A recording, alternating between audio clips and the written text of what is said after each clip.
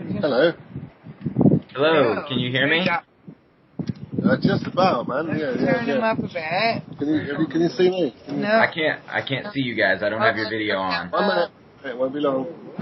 Front camera. There. How's that? All right. Hello there. Can you guys see me well? Yeah. See you. Let's give him more volume. He's on full. He's on full, huh? Uh-oh. Cool. Well, we'll Is see. that all you got? Okay. Here, let me, just in case, I'm gonna start a recording device here, just in case my online recording doesn't work. Okay, cool. Well, first off, my name's Randy. Very nice to meet you guys. Pleasure. Thank you very much for taking the time to speak with me. Just a little bit of background on me real quick. I write for Live for Live Music, and today I have a degree in music business, and I write on the side. I work in finance, but I write for fun on the side. I write concert and album reviews, and it's been an absolute blast. I've had a ton of fun doing it. And it's a great honor to be able to meet you guys and speak with you and get the chance to review the new album. So thank you very much for taking the time to speak with me. All right. I'm sorry? It sounds like a useful new friend. Well, I hope so. I also I manage a local band here in Memphis who you guys are kind of one of their influences too. So they're all extremely jealous that I'm getting to speak with you right now. Okay, cool. All right. Here, let me turn you up a little bit. So first off, let's start off with an obvious one. Everyone wants to know where the title of the album came from. Oh. Well, it's the common thread of our Mayan astrology. We all share the same resonant tone in our Mayan astrology, and one of its characteristics is technicians of the sacred, which obviously didn't make us chuckle when we read it. Yeah. So according to that's what we were told that we were. So we thought, that's not a bad title, really. You know? Right. No, I think it fits very well. 1 second, I'm gonna turn you up just a little bit more. I think it fits very well. So for those who may not know, can you explain a little bit more about what the Mayan reading thing means? Hard to say. Really. Well, it's all to do with birth dates. It's like the normal astrology, but it's a lot more specific to the exact day. And it was funny because we've had a lot of people talk to us about it over the years. And one day we were about to go on stage at Glastonbury, and this guy got really, really excited about the fact that we hadn't had it done and really, really wanted to do it. And as he did the readings, he got more and more excited. I'm saying that we were both galactic activation portals sent to channel love through music to the universe. Yeah. Wow. Cute. I bet you're probably mind blown. Yeah, it was funny. It's okay, yeah, I can get into that. But then we had to jump on stage so we couldn't dwell on it really. We had to leap on the stage and play a gig. So yeah. Right. No, I read that story on your press release. I think that's awesome. I figured other people would like to hear it as well. So, the other thing is we don't really take it too seriously, you know. The Mayan astrology thing's amazing though, because it's basically just a little doorway to tell people how truly cosmic they really are. Yeah. Okay. So is that why I know the album artwork is somewhat based in Mayan aesthetics? Is that sort of the reasoning behind that? A little bit. It's more like the aesthetics of what we look outside, what we see outside our studio window. Actually, it's more like that. Outside of the temple. Yeah. The studio's like a temple. It just doesn't have quite the pillars. No. Okay. Which brings me to a good next question. Where was the album was recorded entirely in your own studio? Yeah, as always, but this time it was slightly different because we were up in the mountains of Colorado, which was a different kind of energy there, you know? Yeah. Very, very clean and clear and untroubled, basically. Nobody comes around, nobody pops in. You see the occasional mountain lion or a bear or a hummingbird, but no people, so we were free to really space off and do that one. Lots of deer. Yeah. All kinds of creatures, but not so many people. What is with this traffic? There's been no traffic the whole time. It's been really quiet here, and now that you're on Skype, it's like this traffic jam that's just happened right next to Oh, it's rush hour. Yeah. Yeah, that must be weird being back in London where everything's so busy now. Yeah, it's a bit strange. Yeah, a little bit of contrast there. That's right. My wife is actually from Surrey, and so I've been to London a few times to visit, and the traffic just boggles my mind. It's a place. It's a very busy place for sure. Yeah. Yes, definitely. Okay.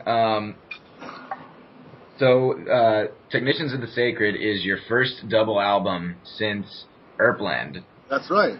20 years ago or so, right? Hmm. So my question, what made you decide to make this one a double album? Well, all the tunes we had wouldn't squeeze onto one, basically. Okay, so it was just a length issue? Yeah, also it's been a little while since we made another. We normally do like one a year, roughly. Right.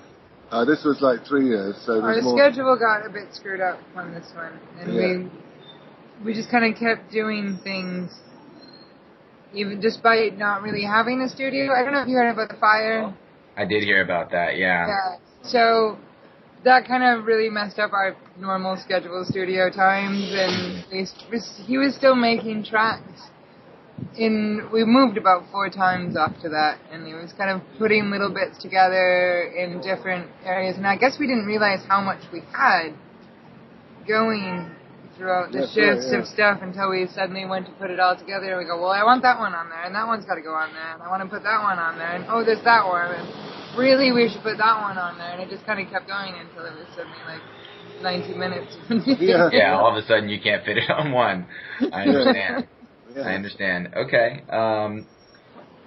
So this particular album, how did it come about? Did you guys say, okay, we haven't made an album in a while, let's sit down and make an album? Or did you sort of have a bunch of tracks in the making and say, hey, you know what, let's get this released?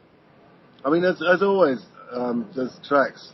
I always have about at least 5 or 6 tracks on the go at any one time. And so, it was just like gradually they sort of formed together.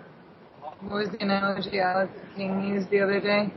The sausage that just occasionally... Yeah, it's like we have a conveyor belt of tracks going out of our house, and occasionally we chop them up into albums. Okay. Yeah, it's almost like, day-to-day life is studio for me, in cups of tea and studio and recording and writing and mixing, and it's just what I do all day, every day, you see. So tracks just emerge, whether I like it or not. I guess if it comes out, you can't help it, right? Exactly, yeah. Okay, great. Which brings me to another question. The new albums, it seems to really flow very, very consistently. I feel like a lot of your music in general sort of does. It flows with each other. But this album in particular, I feel like, really flows from song to song really well. Is that something you planned out? Was it sort of like a concept album, or? Not to start with, but once the tracks started coming together, we started thinking, well, this would lead nicely into that one, and then if it goes like that, then there's a little bit of formulation there. But not originally. Once there's a little form as to what the tracks are doing and what they're going to sound like. I think the post-production thing, once we had the tracks written, we just weren't happy with certain things until the mix. We spent more time on the mix and the drum sounds than usual until everything was a little bit more uniform than it usually is. We've got a wonderful challenge going at the moment that's trying to get them to guess which tracks are the real drummer and which ones aren't.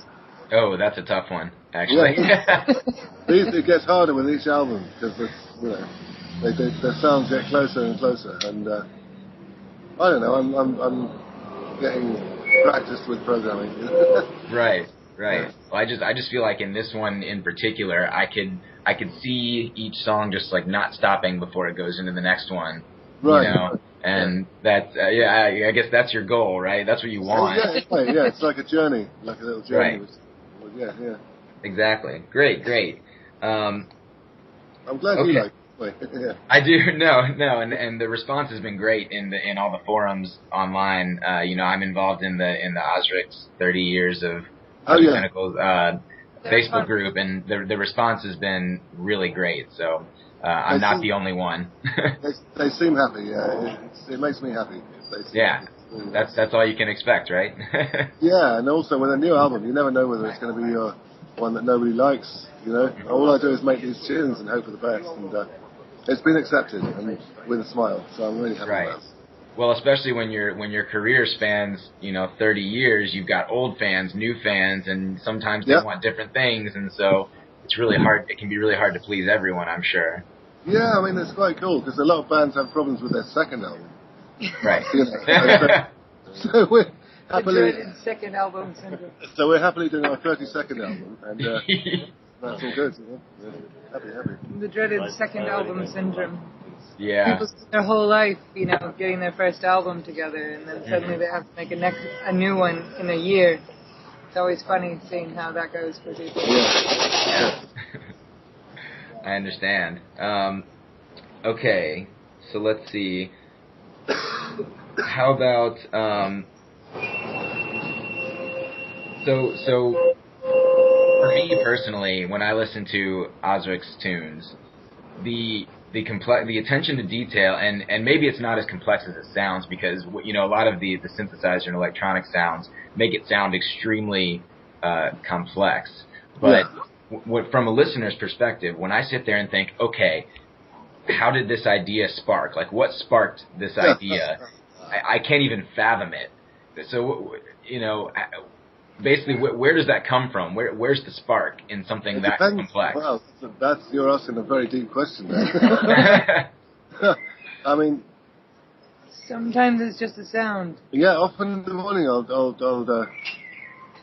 grab a cup of tea, skin up a joint, sit there with the synthesizer, switch it on, and think, well, is that coming through? Hey, there's an idea, and I'll just start doing that, and then record a little tiny version of that, and then later on I'll hear it and add stuff to it. It's like the tracks almost write themselves, It's weird. It's like the track is saying... There may have been a few more that came from altered states this time. Yeah, sure, but I mean, that's, Yeah, that's nature of the business, right? Yeah. But no, I mean, really, I don't know where it comes from, to be honest. It's just, I hear a backing track, I imagine something goes over the top, I try and approximate what I hear in my head, and it's never quite the same, but then that'll spark another idea off, and on and on and on it goes, Right, that was going to be my next question. How often do you hear the end result and have it sound the same way it was when you first thought of it? Pretty rare, actually. Pretty rare? Yeah, that one. Yeah, it's pretty rare, because the things move on, But there's definitely this thing, like you were saying, that once you start the track, it seems like it tells you musically where it has to go. It's a very strange thing to try and describe, but yeah, it just feels like I hate to reference it to like traditional harmony and things like that, but there's just a certain, once you introduce a key and a scale and a motif, it kind of tells you what embellishments need to happen. Right. Yeah, sometimes there's surprises. Sometimes you grab a synth and you think, I'm going to do that, and then it does something totally different.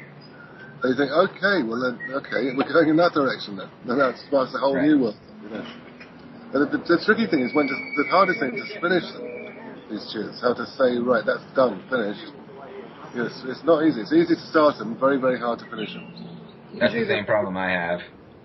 The record company tells us when we're finished. Okay. Turn it in now. Yeah. That's the same problem I have. I play a little bit of guitar, and I've written some tunes on my own, but none of them are finished. I have ideas that I've started, and they sound cool, and I'm like, okay. There you go, yeah. Yeah. I mean, it used to be that I had 24 channels of tape, and when it's full, it's full. There you stop. There's nothing else will fit, Now you can grab another 95,000 channels if you want, and it just goes on forever, So it's quite amazing having this limitless universe of music to be able to go as far as you like. It's like a red rag to a bull. It's like I'm happy with that because I can grab anything from anywhere. Right. If I need the sound of anything, you can just find it online and plug it in, and there you go. There's your noise. Anything. I can do anything now. It's such a feeling. Easier than when you were on 4-track. Yeah. And that's the luxury of nowadays, really. The technology has been so fortunate for musicians, because you can just grab anything and put it, just anything. I've heard record companies complain about this, though. And they said when they used to get a CD in the post, that it meant that there was a lot of people that had to think it was an incredible thing. It took the band and the management, and then they had to have funding to go into a studio with multiple engineers and all this gear and get it all together. And they said it used to be really exciting when they got something in the post, but they say nowadays they get something in the post and they know that just any old guy with spare time can... I'll have to get that right. Any old guy with spare time can just put it together in his bedroom, and it only he has to think it's amazing in order for it to exist. That's true. That's true. Yeah. I like to say that the internet has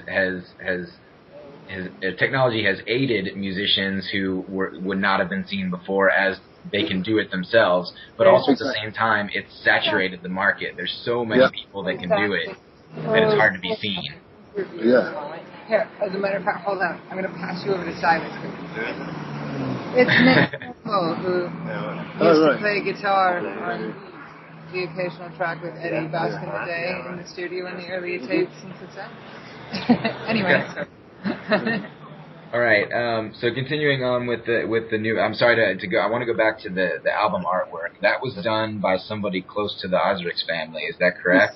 It's that right here, actually. Oh yeah. I can show it. What's on? Come here. Say hello. Hello. Hello. Nice to meet you. I'm Randy. So the album artwork. Tell me a little bit about it. Where does your inspiration come for that? Sorry, man, I cannot hear you. Where did your inspiration come from? He's very dark. You just have to admit the fact that he's very dark. Okay, try again.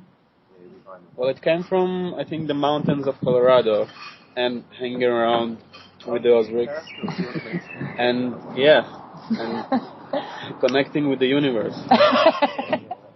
Okay, that's a good answer. I like it. No, it definitely gives off that kind of vibe.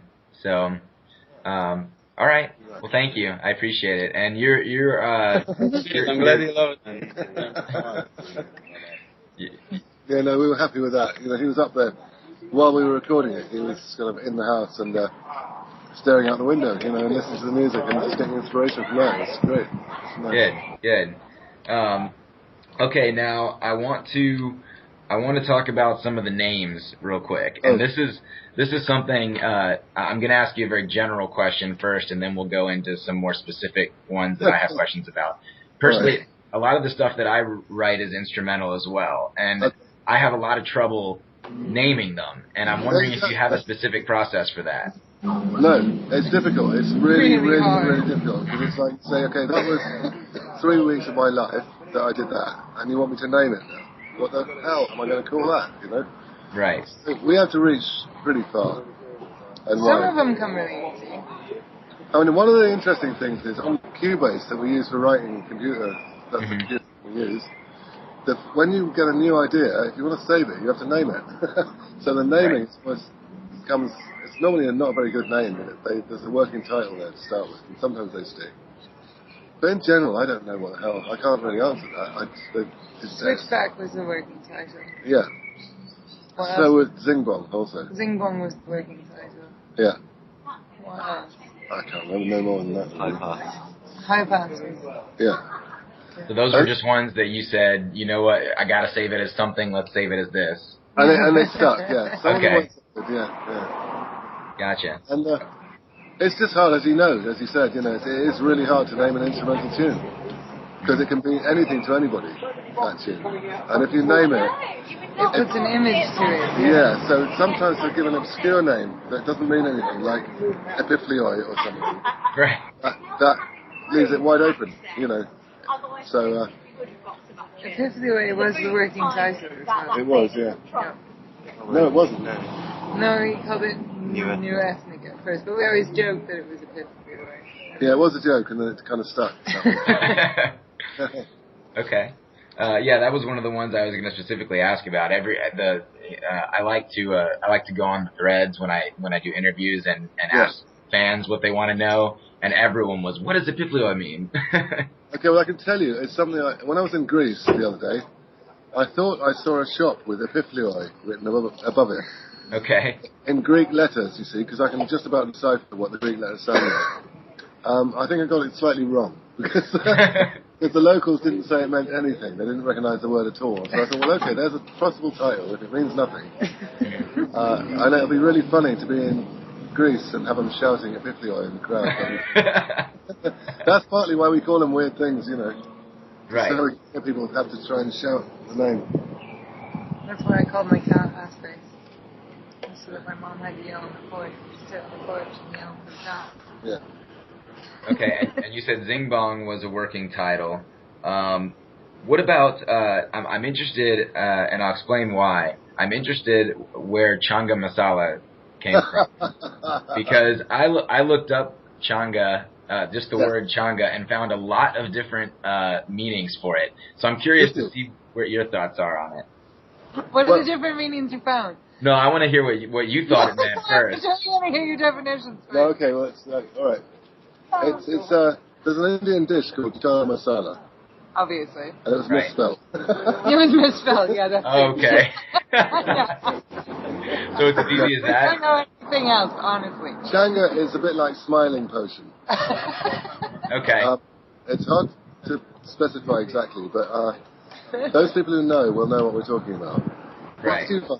What did you find? Well, here's what I found. There's one, it's a South American dance or lifestyle based in Colombia or Venezuela. Okay. It's also an Indian village. It's a town in Pakistan. It also is an shorthand for Charm and Body Gravity Solver, which is a computer program that has some out-of-control thing that I don't understand. All right. It's also a restaurant in Istanbul, Turkey.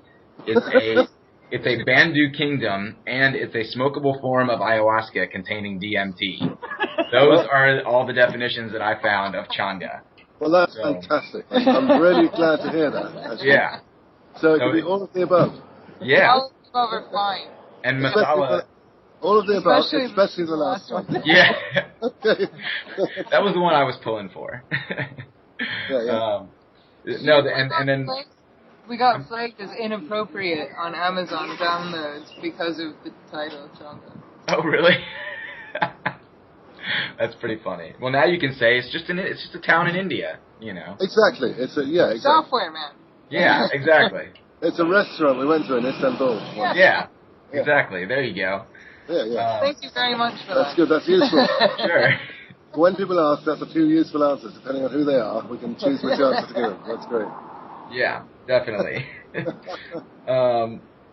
Okay, so moving on to some more general questions about Ozric.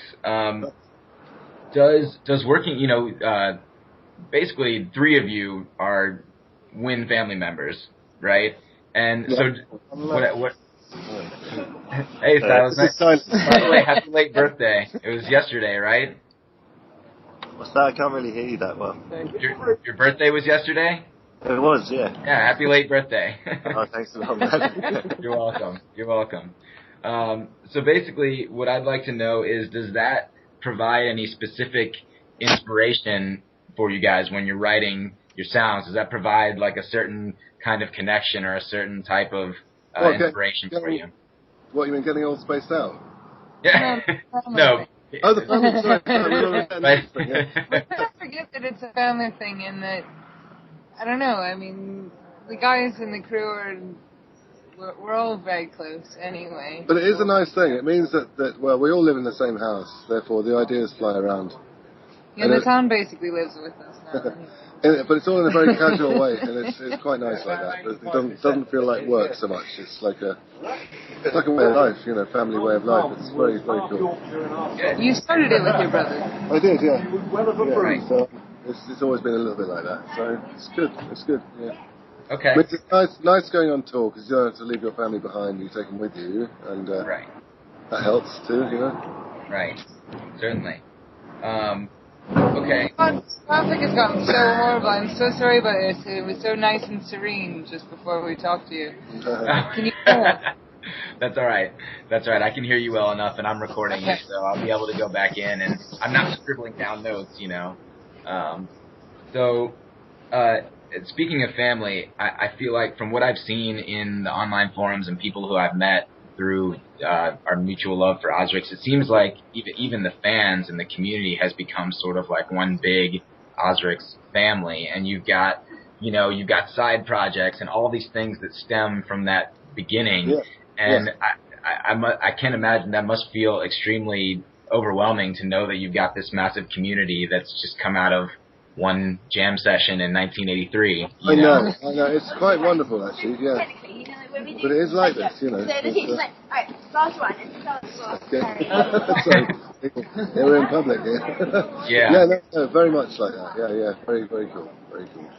Good. So I guess the next thing I wanted to know was what does it take for a band to have a 30-year career? I know you've gone through lineup changes, so it's not like the exact same band, but still, there's got to be something that you did right that makes it last for 30 years. Well, I mean, the thing is that I would do it whether it was successful or not. Patience. Right. You have to be able to do this whether it makes you money or not, really. If you find yourself very, very poor sometimes, which we do, sometimes the opposite, you have to be able to take the rough with the smooth a little bit, you know? Right. And it has to be that the music is more important than wealth, I think, is what it seems to me. And then, because to me, it keeps me sane whatever I'm doing, you know. So I think I'm obsessed by it and can't put it down. That's good. That's kept me going, really, personally. I can't really speak for anybody else, but that's what it is for me. Incessant need to create music all the time. Okay. It's down to for me, really. Yeah, that's great. I feel like that, you know, there are people that have long careers, but they bounce around, you know, they do one project and they do another and blah, blah, blah, blah, blah. Luckily enough, our project consists of so many different styles. Anything we want to do, we can do, as long as it has that little smile in it, you know. Therefore, it keeps me happy, you know. We can be a reggae band one day and a heavy metal band the next day and a ambient, new age. Then we got asked to play Total Metal Festival. I know. Why did we say yes? I don't know what to say. I mean, it would be funny to go in there and just rock. Yeah. And then go play infrasound the next day. Yeah.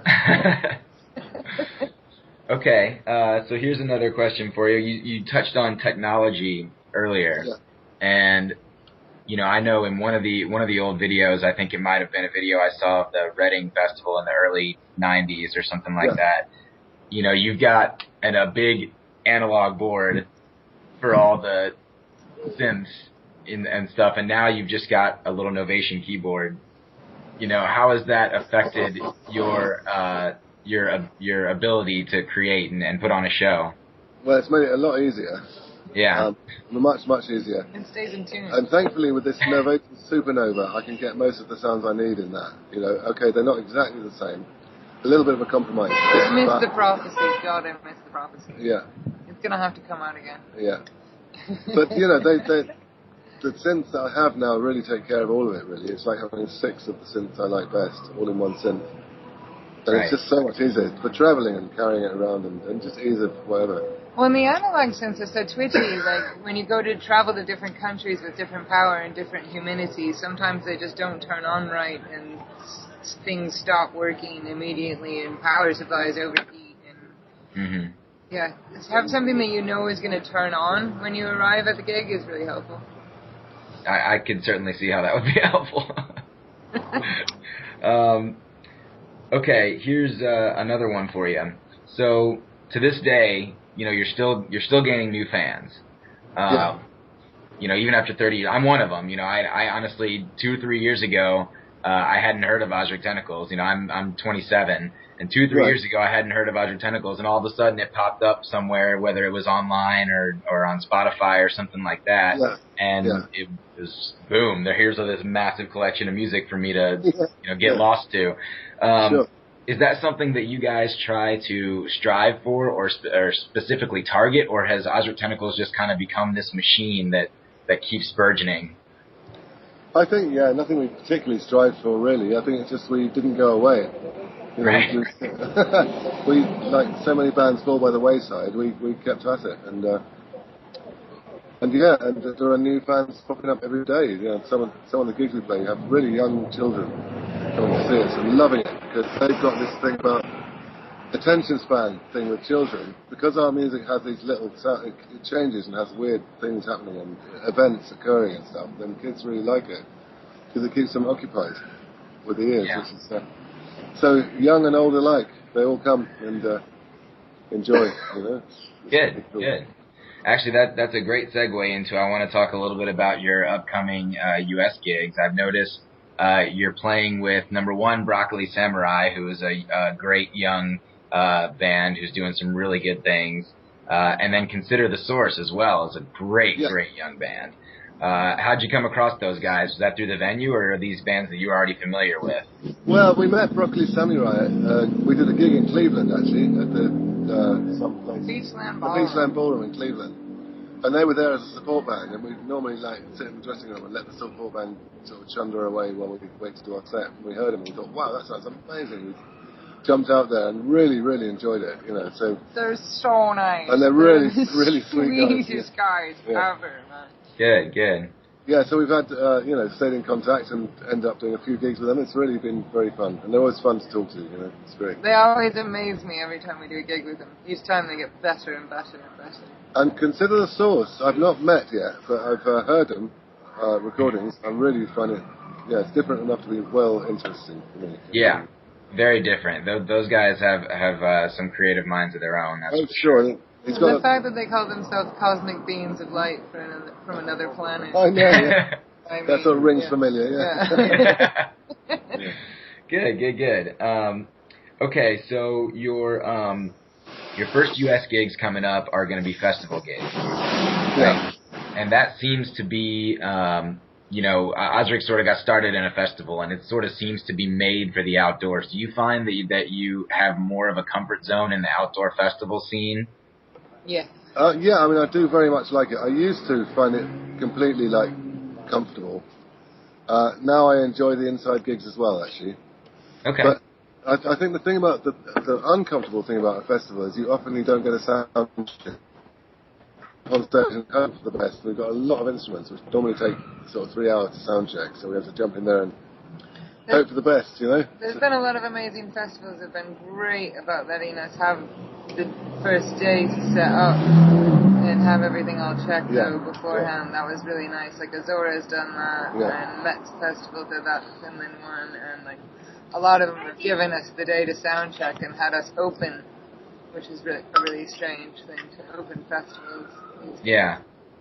But no, outdoors when it works is the best of the lot, really. It's, the sound you get outside is incredible. You've got no echoing walls or anything, and it's just on a good night, it's magical beyond magic. Right.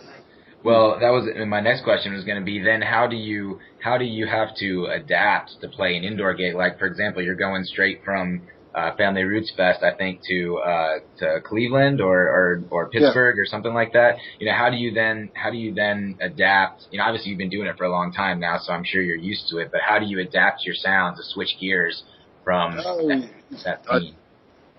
Do we adapt them? Not especially. No, we just hope for the best, really. Well, sometimes, close your eyes. Yeah, but sometimes change our set around a little bit, play some different tunes. Yeah, depending on who the audience is, for sure. We'll do a much more electronic thing at Infrasound than we will in Chicago, for example, where they're going to want more rock tracks. And we like to cater to the audience. Right. On what they're for. Okay. Let's see. Where was I there? Can I ask you where you are at the moment? Where are you? I'm in Memphis, Tennessee. Memphis, wow. Yes, sir. Memphis, Tennessee. And I'm up on the 19th. I'm in my office. I work in finance during the day, so I'm in my office up on the 19th floor of a building in the right smack dab in the middle of Memphis. So amazing. Right, okay. Good. Yeah. And I'm actually going to be moving over to the East Coast pretty soon. My wife and I are moving to Baltimore next month. Oh, right. but I've lived in Memphis almost my whole life. So You don't sound like it. no, I get that a lot. No, I never really had much of a Southern accent. So That's fortunate. yeah, that's what my wife says too.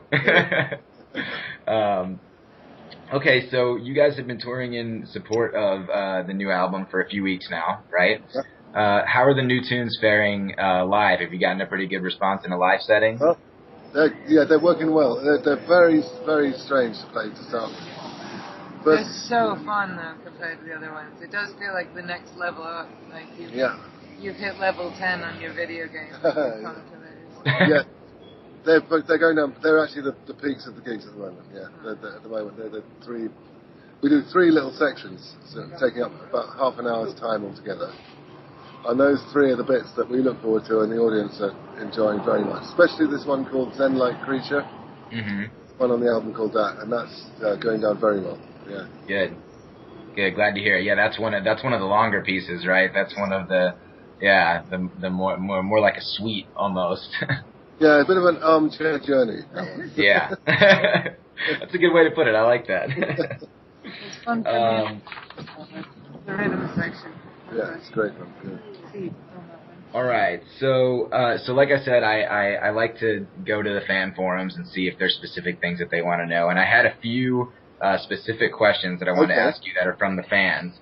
So, Ozric's fan Neil Price asks, how do you get those lovely Ozric bubble sounds using a Novation Supernova? He says he's been trying to for a long time and he can't seem to get it right. Really? Well, look, this is deep knowledge.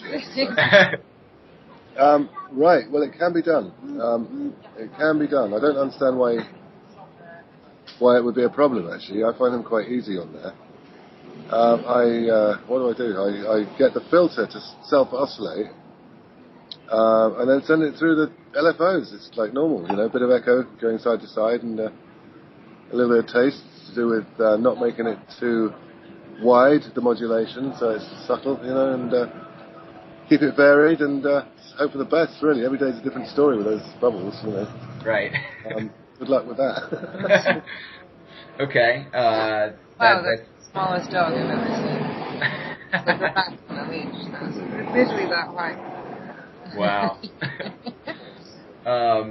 Okay, here's another. This one is actually partially for Natan as well. Ozric's fan. Hold up. Okay. Hang on, Come here. the question for you from a fan. You got fans, and they want to know. Yeah. Okay, again. Okay, so Ozric's fan Scott Smith asks, did Natan choose the wonderful day front, night back idea for the cover art, or was the band members involved in that decision? One more time, repeat that. He says, did Natan choose the wonderful day front, night back ideas? It seems like the front is sort of like daytime and the back cover is sort of like nighttime. Or was that just a coincidence? Well, kind of in between. No, because we thought about it, and then I just said, just was speaking with Ed about this, and we all agreed that it might work. Okay. Yeah, because the original, when we talked about it, wasn't meant to be that. Yeah, there was no... It came back was a day-night thing, for sure. Yeah. We did some colour shift and said, hey, it looks amazing. Yeah, we actually suddenly like the back better than the front. Okay, great. And then also Dick Coulthard noted that it seems like side 1 of the album sounds lighter and side 2 seems to be heavier, and so it sort of works like split that way, where side 1 is like the day and side 2 is like the night. A little bit. I mean, it's almost more like side 1 we're behaving ourselves, side 2 we're not. Okay. In a way, we're taking it to the next step. It's a bit like there used to be an amazing thing with vinyl, is you got side 1 and side 2. Side 1 you let them say hello, side 2, okay, you've heard side 1, now we can go there. And it's a little bit like having that same luxury as with the 2 sides of vinyl, having the 2 CDs. Okay. 1 for day and 1 for night if you like, or 1 for now and 1 for later, or 1 for yes and 1 for no, or 1 for happy, 1 for very happy, or something else. Okay. Here's another fan question. Oh no. There's a policeman. Okay, he's gone. Right. Okay. He's gone. Hide the stash. No, I'm just kidding. Okay, so Ozric's fan Nick Maidley asks, how much use did the artist get on the new album? I assume he capitalized artist. Is that a name of one of your old guitars or something, Ed? Or a piece of equipment? Oh, right, okay, well, sadly, that guitar is falling to pieces now. Okay. I was on stage the other day, and I went to plug it in, and instead of a jack plug socket, it had a hole in the guitar. Oh, gosh. And I was treading all these components on the ground, crunching them up. I thought, well, that's fallen out of there. Shit. So I think I did manage to get one little bit on the artist on there, but I can't remember exactly which bit it was. But okay. yeah, it was its final fling was that bit there, really. Yeah. Yeah. So yeah, that was the second part of his question was, has it been sort of sidelined? But I guess if it's fallen apart, then Yeah, I've had it's on the wall in a place of honor in my studio at the moment, but I've had to retire it sadly. Okay, gotcha. All right, and one last thing about from fan questions. A couple of fans have asked about Ed's guitars, specifically which acoustic guitars you're favoring right now, and what tunings you used for those on the acoustic sections in the album. Ah, okay. Well, there's only one that he'll deal with. The other ones he just I keep buying him acoustic guitars, and he keeps spitting at me and throwing them back. I've used 3 acoustics on the farm. Yeah. Right, there was a purple Ovation. That we got rid of because you hated. But I did use it for the intro for the Epiphany. You liked the sound of it, but you didn't like the way it felt. And then we got another one, which was what's this one, which is. I got you a Variax, a Line 6 Variax. Line 6 Variax is what it's called. Which is like a physical modeling acoustic. It's not even actually a real acoustic. It's an acoustic electric, but yeah, you can change it to bass setting or banjo setting or all kinds of. Or sitar or anything really. It's quite cool really. It's quite nice for live because it doesn't feed back. But my favourite one is my fairly cheap Yamaha, isn't it? Really? Your Yamaha APX is the only one he doesn't spit. It's the nicest guitar I've ever plugged in, actually. And okay. Yeah. Great. And then it was also noted that you seem to have some new ones and new electrics in your live rotation. Can you tell us a little bit more about that? Oh well, recently, about a week before going on tour this time, I got this one, which is called a Ibanez E-Gen. Ibanez E-Gen 18.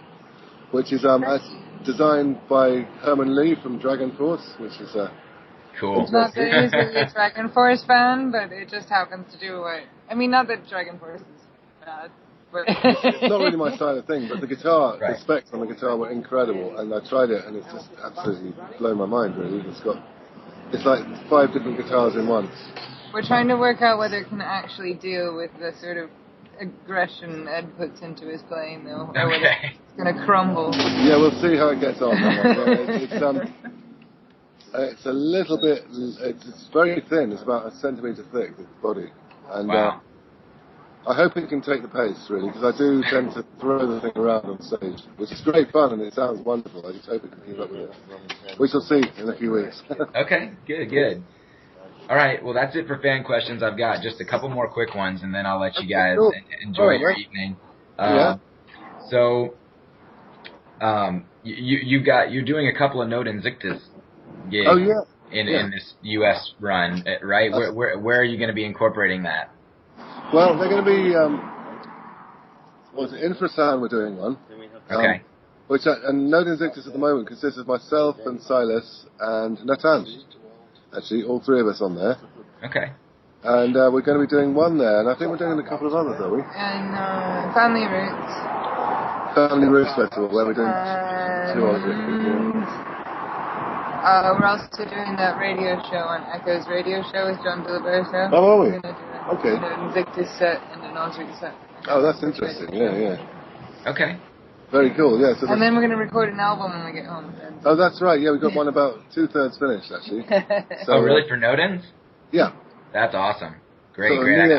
I know the fans will be happy about that one. Yeah, it's a kind of neo-Nodens. The Nodens 2015 Nodens. Okay. slightly, Natan's put his little thing in there, which you'll notice. Yeah. I'm really excited about it. It's a lot of fun doing something non-Ozric, but slightly Ozric for me. Right. Well, yeah, it's within the family, so that's exactly, yeah. Certainly. Okay, and finally, actually, well, speaking of Nodens, it was mentioned in the thread that that Brandy hinted at a remastered Grove of Selves in 2016. Is that happening, or? I don't know how we'd remaster it. That will be Niall doing this thing again. Right, okay, yeah, we'll see about that. There's a discussion. Okay.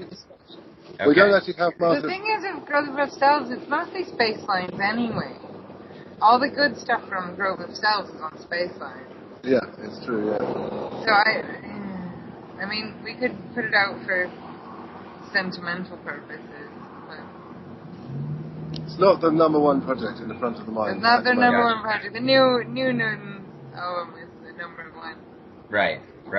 Okay, so then, aside from the new Nodens album, I know you're probably like, oh, we just finished this big project, now everyone wants to know what's coming next, but what's up in the near future for Ozric Tentacles right now?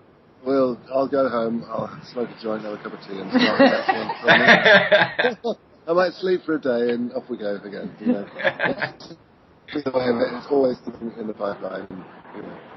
I'm not happy unless I've got three or four tracks on the go anyway, so I'll get that going, and then they'll turn into whatever they turn into, and then we'll have to name them. It'll be funny. All right.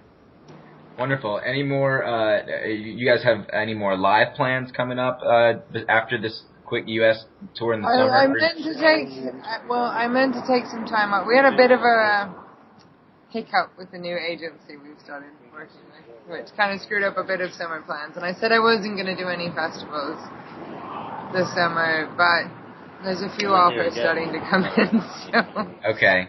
We'll see. We'll probably end up out at a couple more. Okay. Well, I hope so. We are going to try and have a little bit of a break, actually. Okay. At some point soon. But we've tried that for about 15 years now. We haven't had one yet. So we'll see. Yeah. Okay, good. Well, I'm, I hope you get a couple more in. Unfortunately, June is a bad time. I was thinking about driving up to Ohio for family roots, but that's just not in the cards for me anymore. No. And I think we're going to be more in your area at this, where they do this Mad Summer Meltdown. I think they're doing one called Meeting of the Minds in September. Yeah. And I think we'll be at that one. Okay, yeah, that one's up in Ohio as well, I think, isn't it? Is it? It's not at the same Pennsylvania, Scully Hill Haven, whatever. Oh, maybe. Oh no, it is Pennsylvania. You're right, Scully Hill. Pennsylvania, probably late September. Okay, well then, hopefully I'll be able to make it to that one because I'll be only a couple hours away from there when I move to Baltimore. So. Right? And I've yet to see an Ozric show. It's blowing my mind that I just have not yet been able to make it to one. It's just every time I look for tour dates, it's just never quite the right time for me to be able to drive. I'd happily make the trip to Ohio or Pennsylvania from Memphis, but it's just never the right time. It hasn't worked out. So hopefully I'll get my first one in later this year. Oh, well, I look forward to that. Yeah, well, let us know if you're going to be in Pennsylvania. We have some guest list spaces. We never use them. Okay. I certainly will. Would you guys be the ones to contact or your publicist who contacted me? Yeah, feel free to contact us. It's fine. Okay, great. All right. Well, thank you, guys. I think that's quite a lot of information. It's going to take me probably a whole year to transcribe this thing, but no, I've got most of my review of the album done, so I'm going to finish that up over this weekend, hopefully, and transcribe this interview over the next week or so, and hopefully we can get this published right around when the album is coming out in America, maybe a few days later, but I'll try to get it on track for that. So. Okay, man. Well, that's been a pleasure. All right, yeah. Thank you guys so much for meeting with me. It's been great. It's been a great. Sorry? Take care, then. Thank you. You too. Cheers. Bye-bye. Bye.